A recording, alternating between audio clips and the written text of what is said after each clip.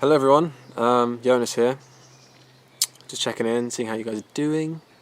Today's video is going to be sort of about both literature and moral philosophy, I suppose, because basically what I'm going to do is I'm going to read a passage from the end of The Picture of Dorian Gray by Oscar Wilde, which is a favourite book of mine. It's really brilliant, and if you haven't read it, what books have you been reading? I mean, like, that's poor. That's a classic. I mean, it's the only fictional book that Oscar Wilde wrote, and it's not even that long. So get on that. But basically, I'm someone who's interested in philosophy, particularly moral philosophy, and without going too long in the tooth, whether what we term as like righteousness or goodness or even evil and stuff like that, basically morality, whether morality really exists, what is it? Is it something that we can attain, really? Or is it all pretense and just simply kind of socialized behavior that we've all learned and then we've kind of elevated to be this sort of, cosmic, intellectual, philosophical entity that we call morality? And when I read this passage, which basically forms the end of the book, The Picture of Dorian Gray. So I should also say, if you haven't read the book, you can obviously still watch this. I'm not telling you to go away or anything, but basically I'm going to be reading the last 2 pages of the book. So if you don't want to know what happens at the end of the book, then sorry, I guess. So yeah, I'm going to read the end of the book and kind of, I guess, just brainstorm how it made me feel when I kind of read it for the first time, which was about a year ago, and how I was kind of going through an existential crisis at the time, and how it really affected me in terms of my understanding of morality and people and that sort of thing. So yeah, as I say, if you're interested in literature and or moral philosophy, then this is the video for you. And stay tuned. But yeah, I'm going to start off just by basically reading the passage, and hopefully, if my tech skills are up to it, I'm going to have like a transcript of the words on the screen as I'm reading, because otherwise you're just going to be looking at my face, which, I mean, I would assume you don't really want to do whilst I'm reading this. But that being said, I did do it in my last video, so yeah, that doesn't make sense, but life doesn't make sense. Anyway, time for the reading. A new life. That was what he wanted. That was what he was waiting for. Surely he had begun it already. He had spared one innocent thing, at any rate. He would never again tempt innocence. He would be good. As he thought of Hetty Merton, he began to wonder if the portrait in the locked room had changed. Surely it was not still so horrible as it had been. Perhaps if his life became pure, he would be able to expel every sign of evil passion from the face. Perhaps the signs of evil had already gone away. He would go and look. He took the lamp from the table and crept upstairs.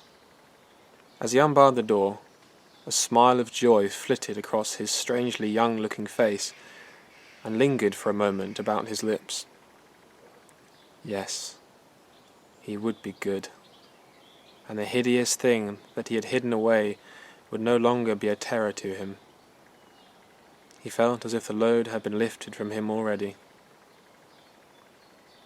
He went in quietly, locking the door behind him as was his custom, and dragged the purple hanging from the portrait. A cry of pain and indignation broke from him. He could see no change, save that in the eyes there was a look of cunning, and in the mouth a curved wrinkle of the hypocrite. The thing was still loathsome, more loathsome, if possible, than before, and the scarlet dew that spotted the hand seemed brighter, and more like blood newly spilt. Then he trembled. Had it been merely vanity that had made him do his one good deed? Or the desire for a new sensation, as Lord Henry had hinted, with his mocking laugh? Or that passion to act a part that sometimes makes us do things finer than we are ourselves? Or perhaps all these? And why was the red stain larger than it had been? It seemed to have crept like a horrible disease over the wrinkled fingers. There was blood on the painted feet, as though the thing had dripped. Blood even on the hand that had not held the knife. Confess? Did it mean that he was to confess? To give himself up? And be put to death? He laughed. He felt the idea was monstrous. Besides, even if he did confess, who would believe him? There was no trace of the murdered man anywhere. Everything belonging to him had been destroyed. He himself had burned what had been below stairs. The world would simply say that he was mad. They would shut him up if he persisted in his story. Yet, it was his duty to confess, to suffer public shame, and to make public atonement.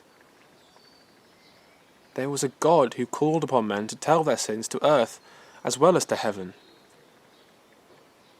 Nothing that he could do would cleanse him till he had told his own sin. His sin?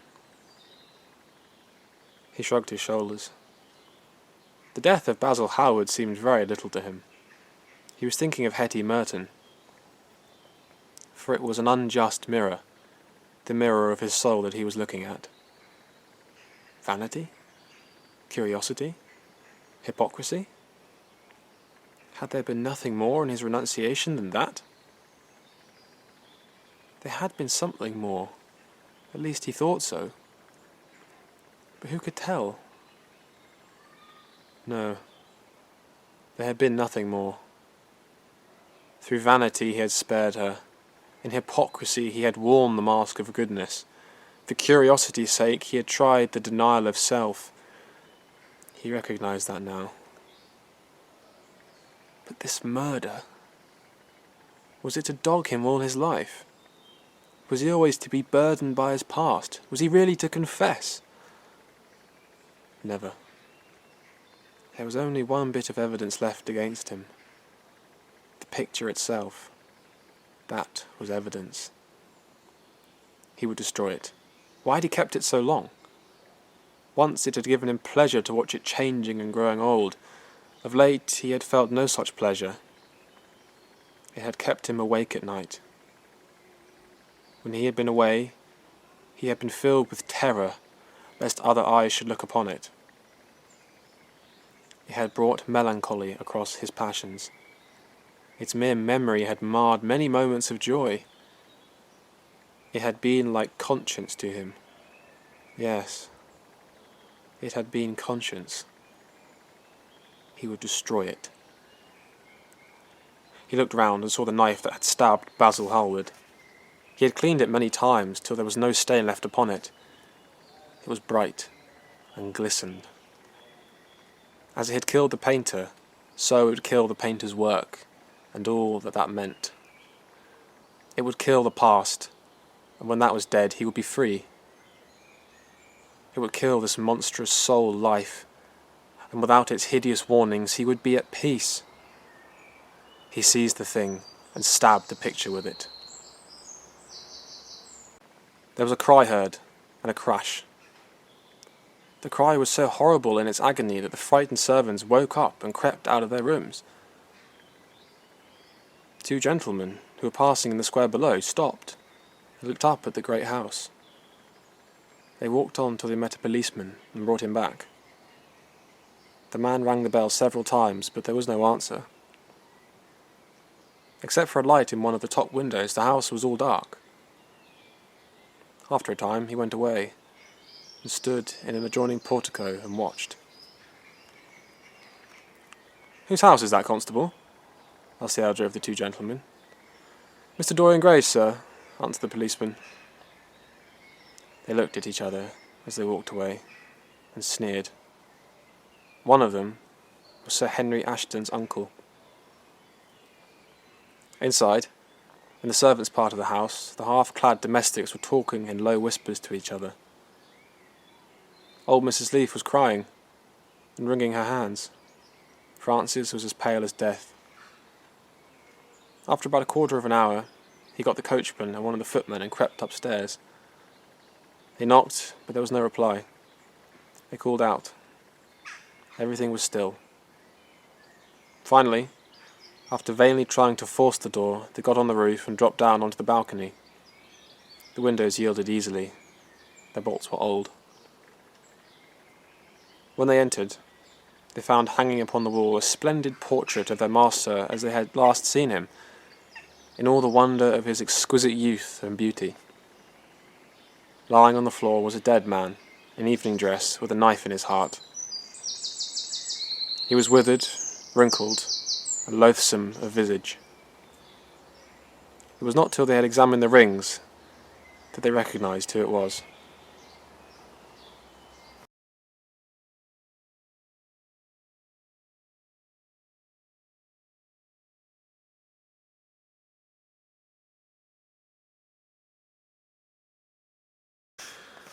Yeah, the part that really affects me the most, I think, is when he, sees the painting, and it says a cry of pain and indignation broke from him. Because in the last chapter, but particularly the beginning of this chapter, he's gone to Hetty Merton, this girl that he was kind of wanting to see, and he's basically broken off with her because he knows that he's going to mistreat her. And the whole kind of arc of Dorian at this point is that he's done all these kind of wicked things, and he's on the path to redemption. He wants to be on the path to redemption anyway, and he wants to be good, and that's why he says here, a new life, that was what he wanted. He would never again tempt innocence. He would be good, and you get the sense when you read that he really sincerely means that, because I think that's Dorian's conscience talking. And at the beginning of the book, when you meet Dorian, he seems to be this very sort of, obviously beautiful physically, but he's also pure. He's never really done anything. And he's just somehow inherited all this money and this house in the city. And he gets introduced to Henry, who basically corrupts him. Henry doesn't really corrupt him, he sort of teases Dorian towards corruption. He says, "Look, there's all these things over there that could be fun, and they are fun. I've done them. Why don't you do them? Why don't you do them?" His whole thing is, why not? What's the worst that can happen? And Dorian kind of, as the book progresses, he sort of comes to embody Henry's philosophy, which is essentially hedonism or libertinism or whatever you want to call it, Epicureanism.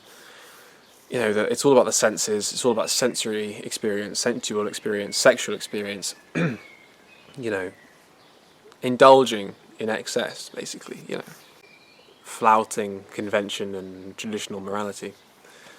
Dorian is kind of he goes all the way, and obviously the painting is meant to represent his conscience, as it says here. It says, it had been like conscience to him. Yes, it had been conscience. He would destroy it. And in a way, when Dorian does stab the painting, I think it's pretty clear that he doesn't actually know what he's doing. He doesn't think that if he kills the painting, he kills himself. He, in this moment of madness, thinks that, it's the painting, and I can destroy the painting, so therefore I can get rid of this conscience, this thing that I have within me that kind of holds me back. Because he says, of late he had felt no pleasure. It had kept him awake at night. When he had been away, he had been filled with terror. He had brought melancholy across his passions. Its mere memory had marred many moments of joy. So the conscience is like he's enjoying something, and he just in the back of his mind he's like, oh, but the painting, like, it's going to look a lot worse if I do this. Which for us is like the voice that tells you really shouldn't do this. Isn't a good idea. That, but for him, it's actually embodied, personified in the painting. Maybe personified isn't the right word. It's more. It's represented in the painting. It becomes the painting. The painting is his conscience. So his relationship to his conscience is different to ours, obviously, because his is an actual physical thing, whereas ours is something internal. He somehow, through this kind of weird exorcism at the beginning, has taken his conscience and put it on to the canvas. But the fascinating thing for me really is the kind of the moral questions that he asks in this little section here, where he says, then he trembled. Had it been merely vanity that had made him do his one good deed, or the desire for a new sensation, as Lord Henry had hinted with his mocking laugh, or that passion to act a part that sometimes makes us do things finer than we are ourselves, or perhaps all these. For me, it's those questions that, when I read that a year ago, I'd really thrown myself into kind of Christianity and trying to live a Christly life, to follow the doctrine, to follow the philosophy, the theology, to kind of reorient myself in that direction fully. I really threw myself in, but somehow my knowledge of the world and how people are told me that people aren't good or bad. They're both. But not only that, I was starting to think that, it's the kind of the classic thing of, is there such thing as an unselfish act, a selfless act? It's like, isn't everything we do an attempt to have some future, let's call it pleasure, or well-being? We're trying to feel better about something, Like you help someone across the street, and you feel good. Well, is that why you did it? Did you do it because you knew you were going to be rewarded by endorphins by helping someone? Because helping people somehow in our DNA makes us feel good. And so, is it the feeling good that we're searching for, or do we genuinely just want to help someone? And I think that these kind of three questions, was it vanity that made him do it, or the desire for a new sensation, or to try to imitate what we perceive to be righteousness because it somehow satisfies us? And when I was going through this kind of existential crisis, I was moving away from Christianity because I kind of felt deep down there was a lot of resistance to it. I didn't feel like I could live and be happy whilst following all the teachings, and I didn't think that I'll follow some of them and not others. I thought, well, no, that's copping out. You have to go. If you're going to be part of a religion, you have to follow all the doctrine or none of it. I feel you can't be one foot in, one foot out. I mean, maybe you can. Some people can, but I personally couldn't. I couldn't do that. And when I read this book, and the end of the book, it really hit home to me. It was like, shit, maybe there is no real goodness, Maybe everything we do, and we pat ourselves on the back for,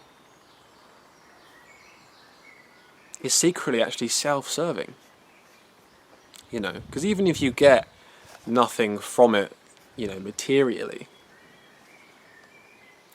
you still get that endorphin release or the dopamine release of like, I did a good thing, I helped that person and I feel good about that. Even if you tell no one, and even if no one says, oh, well done, you helped that person, and even if you're not religious, where you think, oh, God would like it if I did that, which I think is kind of, I had a real issue with that as well, but let's say you're a completely secular person, you do a good thing, and you tell no one. you still feel like, oh, I get to hold on to this like good feeling, you know. And obviously not a lot of people think that, and I don't think I think that a lot, but it's like subconsciously you know, you feel good after doing good things. That's kind of an established, I think we can agree that that happens, you know. And there are even situations where you'll do something which you would say is good, like you'll rise above, let's say, a petty argument you have with a loved one. And you rise above, so to speak, and, you be the better person, whatever that means. And even in the moment you're facing resistance from the person and the conflict is there, and you think, actually, they've kind of won, because I haven't confronted them really about a thing. I've kind of just decided to let it go. Of course you're not happy because you technically didn't win the argument, but you still have that private sort of feeling of, oh, but I'm handling this better, and you have a sense of peace of like, I didn't engage with the negativity, and my reward is a sense of peace, you know. I think all that is interesting. I think all that comes across in this book. You know, this book is kind of, obviously, it's like an extreme example of this moral dilemma. Dorian Gray almost acts as a sort of, or I should say, he could be interpreted as being a test dummy for a moral philosopher. You know, it's like like a thought experiment. And what if you took a really handsome young man who was, for all intents and purposes, good, and by good you mean pure. You took this young man, and you exposed him to basically sin. We'll call it that for the sake of argument. You expose him to sin. And obviously sin has an allure. Doing bad things is attractive. There's an attraction to doing things that are maybe slightly naughty or slightly wrong. And this young man, slowly but surely, but then ultimately just throws himself into a life of hedonism. The experiment is like, what happens to his soul? Like, what happens to the state of his soul? You know? And that's what the book is, you know. The way we could see the state of his soul is the painting. The painting is his soul, it's his conscience. And there are actually marks that you see on the painting, which we would see as being a stain on your soul. It's actually a stain on an actual physical painting. And I think what Oscar Wilde kind of concludes here is, you know, at least in Dorian's mind, obviously he doesn't overtly say what the answer is to this moral dilemma, but he just posits that the character of Dorian, well, what we know is he ends up hating himself, really. He ends up in a state of confusion, and he's questioning himself, he's questioning everything. And actually, the styling of the painting is ultimately, it's a selfish act. You know, and there's a whole debate about whether you think suicide is actually an inherently selfish thing. What Dorian does here is essentially he's trying to kill a part of himself. He's trying to kill his conscience. And obviously, you know, if your conscience wasn't a painting, you would think, well, look, I can't kill my conscience. Is an unembodied, you know, abstract thing. It's not an actual physical entity, but his is a painting. And he thinks, well, I can kill it. I can get rid of a painting. I need to do that because I'm not going to have peace otherwise. I've done so much wrong. I can't go back. I can't change the past, but I'm trying to change the present, but I'm having all these doubts about it, and it's just my conscience is driving me insane. So I've got to get rid of my conscience. He's thinking the conscience is the problem. You know. And I think, in a way, he's right, because at this point, I think Dorian's too far gone. You know, his soul is too damaged. You can see that in the painting. It's too much. That really the only option for him is the one that he takes. It's to destroy the painting. But inadvertently, he doesn't obviously, I think, realise that by destroying the painting, he's actually killing himself. The rest of himself, his physical self, will also perish. And it's quite a tragic ending. And there's a note here I have at the end of it, it says a sad end. He didn't realise what he was doing. And I think I still believe that. I'm not sure what anyone else thinks about the end of Dorian Gray, but I think he didn't understand really what he was doing. He concludes, he says, yes, it had been conscience, he would destroy it. It's like the next thought. He's thinking, the painting is my conscience.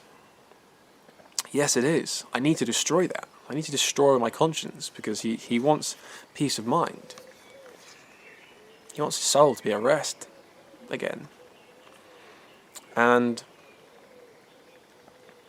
he takes the knife, obviously symbolic, because he takes the knife that killed Basil, and says he cleaned it many times till there was no stain left upon it. And even that sentence, like, there's so much to that sentence, like, he had cleaned it many times till there was no stain left upon it. You can see Dorian aggressively rubbing the stains off the knife, trying to get rid of the evidence, because he thinks, if I get rid of the physical evidence, it's like it didn't happen. But obviously that's not how sin or crimes work. They leave a stain on your soul. That's like he wants to clean the knife because he really wants to clean his soul. He wants to cleanse himself. But he can't. And he stabs the painting, and eventually people get in, and it's quite a sad bit, but it's really beautifully written because it's quite understated. It kind of shifts from Dorian's perspective, out to these other people who don't know.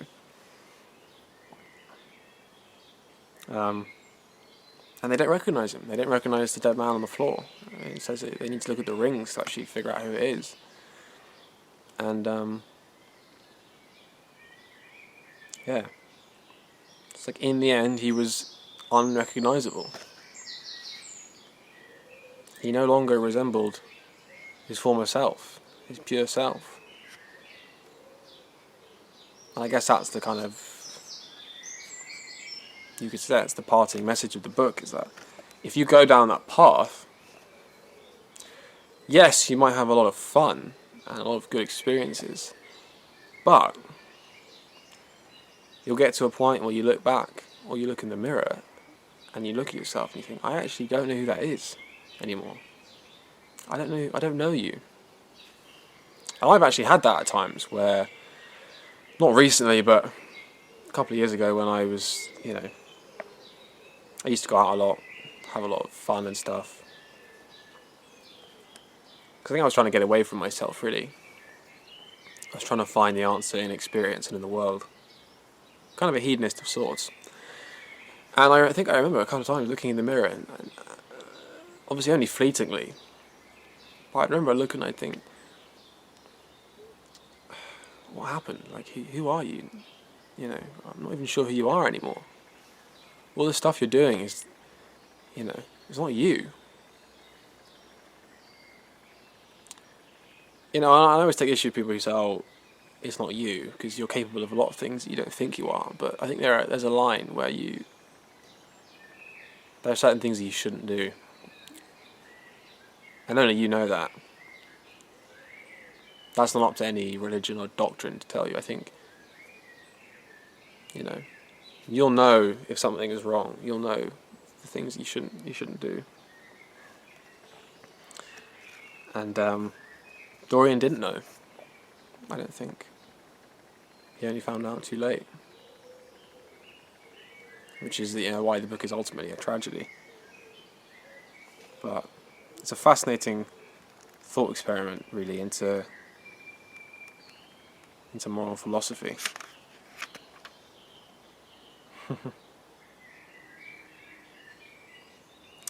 Yes. And I think I could speak a lot more about this, but I'm gonna cap it off there. Hope you enjoyed the video. Give it a like if you enjoyed it, and subscribe if you're new. I'm gonna try and do more of this sort of stuff, I think, because I was kind of thinking like, I like books and philosophy and stuff, but like, do I talk about one or the other? But like, I'm gonna try and talk about both. And I think I might, excuse me, I might do this kind of thing again, where I just take a passage from a book, and then I kind of use that to like a riff off ideas about the wider themes of the book and topics in general. So, you know, if anyone's watched this, you've gotten to the end, that's amazing. Thank you. If you've got any like books that you want me to read things from, or anything like that, then put them in the comments. I've read a fair amount of books, so yeah, but you know, even if it's a book that I haven't read, I'm happy to read it and do a video about that. But yeah, I hope you've enjoyed the video. I hope you're keeping well, you and your family. And yeah, message me if you want to talk about anything or anything like that. I'm staying in a lot at the moment, like everyone. So yeah, I'm gonna end the video there. So thank you.